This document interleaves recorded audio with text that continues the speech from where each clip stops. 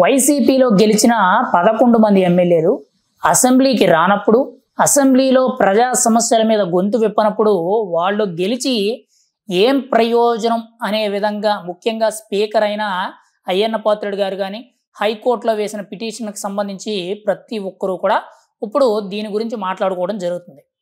అయితే రీసెంట్గా జగన్మోహన్ రెడ్డి గారు హైకోర్టులో ఒక పిటిషన్ వేశారు. నాకు ప్రతిపక్ష హోదా ఇస్తేనే నేను అసెంబ్లీకి వెళ్తాను అని చెప్పి ఆయన హైకోర్టుకు వెళ్ళడం జరిగింది. దాని మీద విచారణకు వస్తున్నట్లు సమాచారం తెలుస్తుంది. అయితే దాని మీద స్పీకర్ అయ్యన్న పాత్రుడు గారు స్పందించిన తీరు ఎలా ఉందనంటే, ఇప్పటి వరకు కూడా అంటే 2024 ఎన్నికల్లో ఏదైతే కూటమి ప్రభుత్వం 164 స్థానాలతో గెలిచి అధికారాన్ని దక్కించుకుంది. అయితే 11 స్థానాలు గెలుచుకున్న వైసీపీ పార్టీ తరపు నుంచి ఇప్పటి వరకు కూడా అసెంబ్లీలో అడుగుపెట్టి ఇదిగో ఈ సమస్య మీద మాట్లాడాం, ఈ సమస్య గురించి పరిష్కరించాం, ఇక్కడ ప్రజా గొంతు వినిపించాం అనే విధంగా ఎక్కడా కూడా ఒక్కసారి కూడా మాట్లాడలేదు.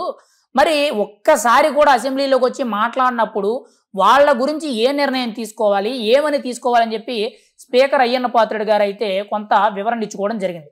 ఇప్పుడు దానికి సంబంధించి హైకోర్టులో ఏదైతే పిటిషన్ వేశారో అది వచ్చినప్పుడు అక్కడ స్పీకర్ అయ్యన్న పాత్రుడు గారు ఏం సమాధానం చెప్తారు, వైసీపీ తరపు నుంచి ఎటువంటి సమాధానం వస్తుందనేది చాలా గమనార్హం కింద ఉంది. ఎందుకనంటే ఇక్కడ జగన్మోహన్ రెడ్డి గారు తన పంతన అంటే తనకు ఏదైతే ఒక పంతం పట్టు కూర్చున్నారో, నాకు ప్రతిపక్ష హోదా ఇస్తేనే నేను అసెంబ్లీకి వస్తానని చెప్పి ఆయన ఒక మాట ఏదైతే పట్టు కూర్చున్నారో, ఆయనతో పాటు మిగిలిన ఎమ్మెల్యేలందరూ కూడా ఆయన వెనకాలే నడడం జరుగుతుంది.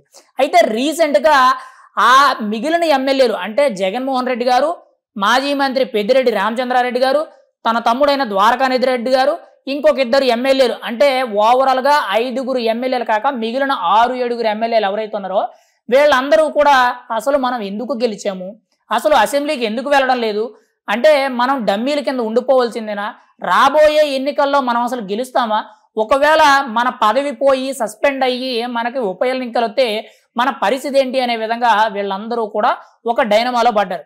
రీసెంట్గా కూడా గత కొద్ది రోజులుగా చూసుకుంటే ఒక 6-7 మంది ఎమ్మెల్యేలు జగన్మోహన్ రెడ్డి గారికి తెలియకుండా అసెంబ్లీకి వెళ్ళి దొంగచాటుగా వెళ్ళి సంతకాలు పెట్టేసి అసెంబ్లీ హాల్లోనకు వెళ్లకుండా అసెంబ్లీలోకి వెళ్ళి అక్కడ స్పీకర్ గారి ముందు ప్రజా సమస్యల మీద మాట్లాడడం మానేసి కేవలం గేటు బయట సంతకాలు పెట్టేసి వెనక్కి తిరిగి రావడం జరుగుతుంది. అయితే రీసెంట్గా ఈ ఇష్యూ గురించి కూడా స్పీకర్ గారి దృష్టికి రావడం, డిప్యూటీ స్పీకర్ గారి దృష్టికి రావడం, కూటమి నాయకులందరూ కూడా తెలియడం జరిగింది.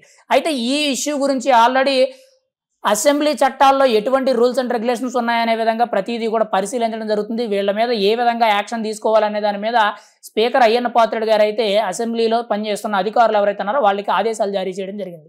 అంటే జగన్మోహన్ రెడ్డి గారు రారు, పెద్దిరెడ్డి రామచంద్రారెడ్డి గారు రారని తేలిపోయింది. కానీ మిగిలిన వాళ్ళు వెళ్దామా వద్దు అనే విధంగా వాళ్ళ పదవి ఉంటుందా పోతుందా, పదవిని ఎలా కాపాడుకోవాలి అనే ఒక భయంతో ఇదంతా కూడా చేయడం జరుగుతుంది. కానీ జగన్మోహన్ రెడ్డి గారు నేను అసెంబ్లీకి ప్రతిపక్ష హోదా ఇస్తేనే వస్తానని చెప్పి ఆయన తెస్టేసుకొని కూర్చున్నారు.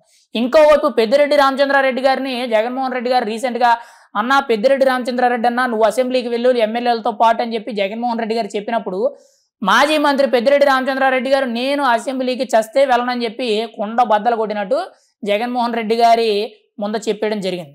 ఇప్పుడు జగన్మోహన్ రెడ్డి గారికి పెద్దిరెడ్డి రామచంద్రారెడ్డి గారికి కూడా కొంత గ్యాప్స్ వచ్చినాయని చెప్పి ఈ విషయం మీద కొంత క్లారిటీ అయితే రావడం జరుగుతుంది. ఏది ఏమైనా కానీ వైసీపీలో గెలిచిన 11 మంది ఎమ్మెల్యేల్లో ఒక రకంగా పార్టీ తీరేంటి, ఆ గెలిచిన ఎమ్మెల్యేల పనితీరేంటి, వాళ్ళు అసెంబ్లీకి వెళ్ళకపోవడం ఏంటి, అసలు అసెంబ్లీలో కనీసం వాళ్ళ నియోజకవర్గంలో ఉన్న పనులు ఏవైతుంటాయో, సమస్యలు ఏవైతుంటాయో వాటి గురించి అసలు ప్రస్తావన లేకపోవడం, ఈ 15 నెలల్లో ఒక్కసారి కూడా అసెంబ్లీ హాల్లోకి హాజరు కాకపోవడం అనేది చాలా దౌర్భాగ్యమైన విషయం. ఇదే కంటిన్యూ అయితే ఇంకొక 3.5 సంవత్సరాల తర్వాత రాబోయే అంటే 2029 ఎన్నికల తర్వాత రాబోయే ఎన్నికల్లో వీళ్ళ ఖచ్చితంగా ఓటించే అవకాశం అయితే ఉంటుంది. ఎందుకంటే ప్రజా సమస్యల మీద ఒక్కసారి కూడా అసెంబ్లీకి వెళ్ళి మాట్లాడిన పక్షంలో ప్రజలు ఎంత వ్యతిరేకిస్తారనేది ప్రతి ఒక్కరూ కూడా గతంలో ఎన్నో సందర్భాల్లో చూసాము. ఈసారి అది బలంగా నిరూపణ అవుద్దని మనం అయితే చెప్పుకోవచ్చు. కానీ వైసీపీ పార్టీ తరపున గెలిచిన ఎమ్మెల్యేలందరూ కూడా అయోమయంలో ఉన్నారు. ఏం చేయాలో తెలియడం లేదు, పదవిని కాపాడుకోవాలా, పదవిని వదిలేసుకోవాలా అనేదే ఒక ఆలోచన అయితే క్లారిటీ అనేది రావడం లేదు.